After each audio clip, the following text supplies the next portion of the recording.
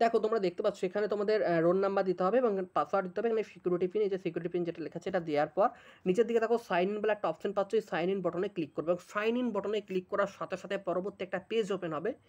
যেই পেজের মধ্যে লেখা থাকবে সিট অ্যালটমেন্ট রেজাল্ট, তারপর দেখো লেখা থাকবে seat acceptance payment details, download seat allotment result. এবার দেখো প্রত্যেকে কিন্তু সিট অ্যালটমেন্ট রেজাল্ট বলে যে লেখাটা দেখবে নিউ বলে লেখা আছে, এই লেখাটায় ক্লিক করবে, দেখবে লেখাটা জ্বলছে নিমছে, ঠিক আছে, যে এটা সবুজ নীল কালাতে জ্বলানি বা করবো অর্থাৎ নিউ, এটা কিন্তু জল করবে, তুমি এই লেখাটায় ক্লিক করবে এবং লেখাটায় ক্লিক করার সাথে সাথে তোমার কাছে কিন্তু তোমার রোল নাম্বার শো করবে, তুমি কোন কলেজ পেয়েছো, অপশানে লেখা থাকবে যে তুমি কত নাম্বার অপশান দিয়েছিল, অর্থাৎ তোমার 2 নম্বর অপশানের কলেজ এসছে নাকি 3 নম্বর অপশানের কলেজ এসছে নাকি 4 নম্বর অপশানে এসছে নাকি 5 নম্বর অপশান এসছে। তারপর দেখো ইনস্টিটিউট নেম, অর্থাৎ তুমি কোন কলেজটা পেয়েছো, তুমি প্রাইভেট কলেজ পেয়েছো নাকি কোনো গভর্নমেন্ট কলেজ পেয়েছো, সেই কলেজের নাম কিন্তু এখানে লেখা থাকবে।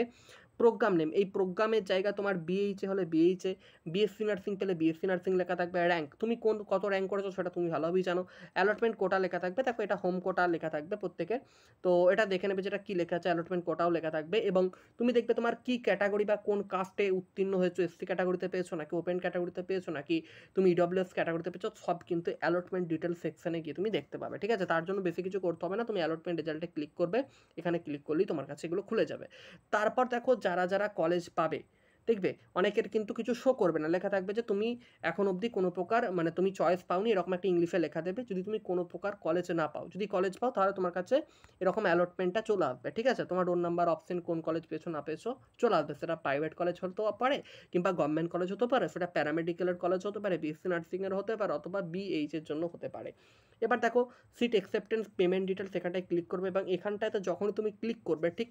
তখনই তোমার সামনে কিন্তু একটা অপশন খুলবে, কি অপশন খুলবে বলো তো,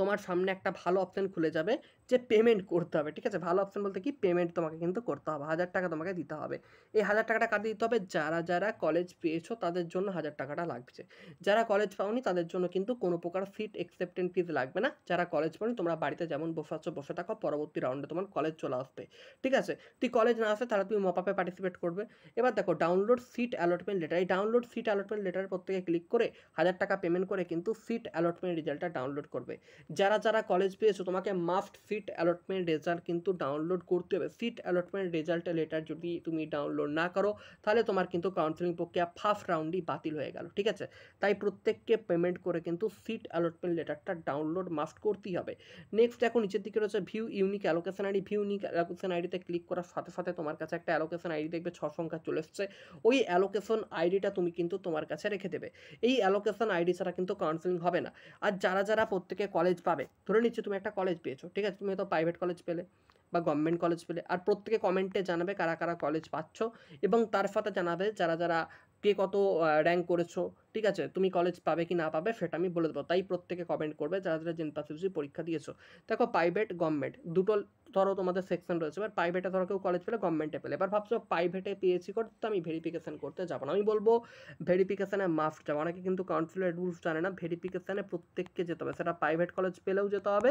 আর গভর্নমেন্ট কলেজ পেলেও কিন্তু যেতে হবে, ভেরিফিকেশান ইজ মাস্ট। এবং এই ভেরিফিকেশানে যাওয়ার জন্য অবশ্যই তোমাকে 1000 টাকা পেমেন্ট করে যে সিট অ্যালটমেন্ট রেজাল্ট লেটারটা পেয়েছো ওটা তোমাকে নিয়ে যেতে হবে, সাথে ইউনিক অ্যালোকেশন আইডি, ডোমিসিয়াল নিয়ে যেতে হবে, তারপর তোমার মেডিকেল ফিটনেস সার্টিফিকেট নিয়ে যেতে হবে, মাধ্যমিকের এইচএসের যা মানে যা কিছু ডকুমেন্টস বলা আছে এইচএসের তোমার হচ্ছে যে মার্কশিট অ্যাডমিট এগুলো নিয়ে যেতে হবে, তার সাথে তোমার যদি কাস্ট সার্টিফিকেট থাকে তাহলে কাস্ট সার্টিফিকেট নিয়ে যেতে হবে, এগুলো মাস্ট কিন্তু এগুলো লাগবে, সাথে গার্জেনকে অবশ্যই সঙ্গে নিয়ে যেতে হবে,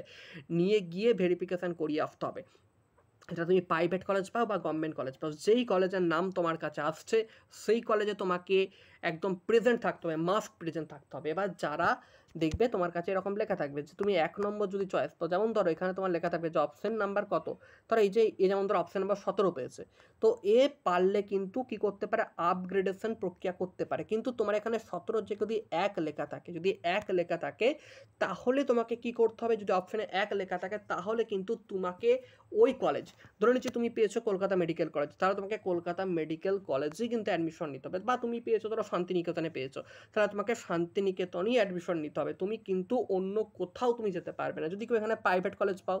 হয় তোমাকে পুরোপুরি কাউন্সিলিং থেকে বেরিয়ে যেতে হবে কিংবা তোমাকে ১ নম্বর কলেজটাতে মাস্ট অ্যাডমিশন নিতে হবে। তোমার কাছে আর কোনো অপশন কিন্তু খোলা নেই। এই জন্য বলেছিলাম যখন কলেজ সাজাবে একটু সঠিকভাবে সাজাবে। তোমার পছন্দের গভর্নমেন্ট কলেজটাকে আগে দেবার চেষ্টা করবে, বা যারা ধরো প্রাইভেট কলেজ আগে দিয়েছো ১ নম্বর চয়েসে প্রাইভেট কলেজটা তো চলে এসছে। তাহলে সেক্ষেত্রে তোমাকে প্রাইভেট কলেজে অ্যাডমিশন নিতে হবে, নয়তো তোমাকে কাউন্সেলিং প্রক্রিয়া থেকে বেরিয়ে যেতে হবে। তোমাদের কাছে কোনো অপশন খোলা নেই। এবার তুমি যদি ২ নম্বর পাও বা ৩ নম্বর পাও বা ৪ নম্বর পাও, তোমরা কি করবে, তোমরা কলেজ একটা ফর্ম পাওয়া যায়, ঠিক আছে? তোমরা দেখবে এই জেনপাস ইউজির ওয়েবসাইটটার ফর্ম পাওয়া যায়। একটা হচ্ছে ইএস আপগ্রেডেশন ফর্ম, আর একটা হচ্ছে নো আপগ্রেডেশন ফর্ম। যদি তুমি আপগ্রেডেশন প্রক্রিয়া অংশগ্রহণ করতে চাও, ধরো নিচে তুমি ২ নম্বর কলেজ পেয়েছো, তুমি চাইছো যে না আমি ১ নম্বর কলেজটা নেবো, আমার ২ নম্বর কলেজটা ভালো লাগছে না, বা তুমি ধরো ৫ নম্বর কলেজ পেয়েছো, তোমার মনে হচ্ছে আমি ২ নম্বরটা নেবো বা ৪ নম্বরটা নেবো, তাহলে আমি কী করবো? তাহলে দেখো এই যে এখানে ৫ রয়েছে, তো আমি তুমি চাইলে ওপরের দিকে তোমাকে আপগ্রেডেশন প্রক্রিয়া অংশগ্রহণ করতে হবে, এবং আপগ্রেডেশনের জন্য তোমাকে ইএস আপগ্রেডেশন ফর্মটা ফিল আপ করতে হবে। এবং ইএস আপগ্রেডেশন ফর্মটা ফিল আপ করে তোমাকে কী করতে হবে না, সেই কলেজে, যেই কলেজ তুমি যাচ্ছ সেই কলেজে ভেরিফিকেশনের সময় এটা তোমাকে জমা দিয়ে আসতে হবে। তাহলে তোমাকে অটোমেটিক্যালি কী হবে, তোমার পছন্দের যে কলেজ ৪ নম্বর বা ৩ নম্বর বা ২ নম্বর তুমি যেটা নিতে চাইছো সেটা তোমার পরবর্তী রাউন্ডের নাম আসবে। যদি নাম না আসে তাহলে তুমি ৫ নম্বর, অর্থাৎ তুমি যেই কলেজটা পেয়েছিলে সেই কলেজটাই তোমার কিন্তু থেকে গেল, তোমার সেক্ষেত্রে ভয়ের কোনো ব্যাপার নেই। আর যারা ১ নম্বর কলেজ পাবে, ১ নম্বর পাবে, তারা কিন্তু no upgradation form fill up করে ওটাই জমা দিয়ে ওই কলেজে অ্যাডমিশন নেবে, নয়তো কাউন্সিলিং থেকে পুরোপুরি বেরিয়ে যেতে হবে। এই প্রসেসগুলো কিন্তু মাস্ট ফলো করতে হবে। রেজাল্ট কখন বের হবে দেখো, রেজাল্ট বের হতে কিন্তু একটু লেট হবে, কারণ তোমরা জানো যে WBG রেজাল্ট বের হতে একটু লেট হয়েছিল, সেই মতো লেট হবে। আশা করছি পুরোপুরি বুঝতে পেরেছো। ইএস আপগ্রেডেশন কাদের জন্য, নো আপগ্রেডেশন কাদের জন্য, এই প্রক্রিয়াটা ভালো করে মাথায় ঢুকিয়ে রাখো। ভেরিফিকেশনের জন্য যাবতীয় ডকুমেন্টস কিন্তু সাথে করে নিয়ে যাবে, নয়তো কিন্তু ভেরিফিকেশন প্রক্রিয়ায় গিয়ে আটকে যাবে। চলো প্রত্যেকে ভালো থেকো, আর হ্যাঁ প্রত্যেকে কিন্তু অবশ্যই চ্যানেলকে সাবস্ক্রাইব করে রেখো নতুন আপডেট পাওয়ার জন্য। প্রত্যেকে ভালো থেকো, সুস্থ থেকো। রেজাল্ট বেরোলে আমরা খুব তাড়াতাড়ি ভিডিও তোমাদেরকে দিয়ে দেবো। চলো গুড।